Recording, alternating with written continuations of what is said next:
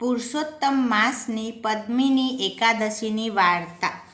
પુરુષોત્તમ માસમાં જે સુદ પક્ષમાં પવિત્ર એકાદશી આવે છે તેનું નામ પદ્મિની એકાદશી છે। આને કમલા એકાદશી તરીકે પણ ઓળખવામાં આવે છે। પુરુષોત્તમ માસમાં જે એકાદશી આવે છે તે મહાપવિત્ર અને પાપોનો નાશ કરનારી કહેવાય છે। તેનું ફળ કહેવાને બ્રહ્માએ નારદજીને પહેલાં કહ્યું હતું। એ વ્રત પાપોના ઢગલાઓનો નાશ કરનાર તથા ભોગ અને મોક્ષરૂપ ફળ આપનાર છે। પૂર્વે ત્રેતાયુગમાં માહિષ્યની નગરીમાં ઘણો મોટો કૂર્તવીર્ય નામે રાજા હતો। તેને 1000 સ્ત્રીઓ હતી, પરંતુ તેઓમાં રાજ્યની ધરા ધારણ કરે એવો એકેય છોકરો એ રાજાને ત્યાં થયો ન હતો। તેણે ઘણા વ્રતો કર્યા હતા। પછી તે રાજાએ મંત્રીને રાજ્ય સોંપી વલ્કલવર વસ્ત્રો પહેરી જટા ધારણ કરી પટરાણી સાથે ગંધમાદન પર્વત તરફ પ્રયાણ કર્યું।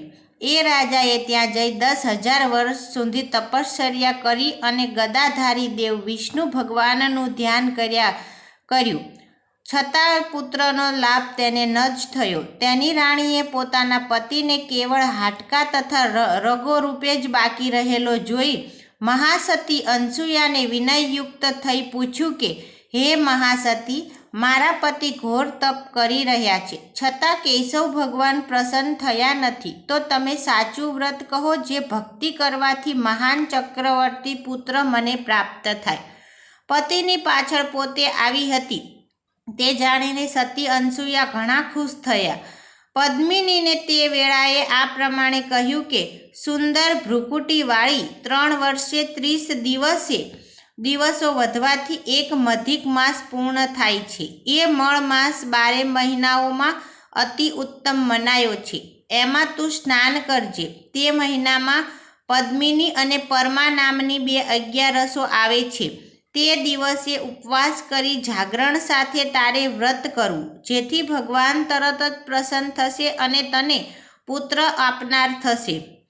તેના કહ્યા પ્રમાણે તેણીએ વ્રત કર્યું અને પૂરું થયું કે તરત જ કેશવ ભગવાન તેના પર પ્રસન્ન થયા। તેણે ભગવાન આગળ માગ્યું કે મારા પતિને આપ મોટું વરદાન આપો। ભગવાને તેને મધુર વાણીમાં આશીર્વાદ આપ્યા। વિષ્ણુ ભગવાનનું એ વચન સાંભળી મહારાજા કૂર્તવીર્ય ખુશ થયો।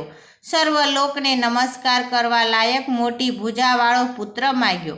આપ સિવાય બીજા દેવો, મનુષ્યો, નાગો, દૈત્યો, દાનવો કે રાક્ષસો તેને જીતી ન શકે એવો પુત્ર મને આપો। પછી તે પોતાના સુંદર નગરમાં આવી પહોંચ્યા। સમય જતાં તેને પદ્મિનીથી કાર્તવીર્ય સહસ્ત્રાર્જુન નામનો મહાબલવાન પુત્ર પ્રાપ્ત કર્યો।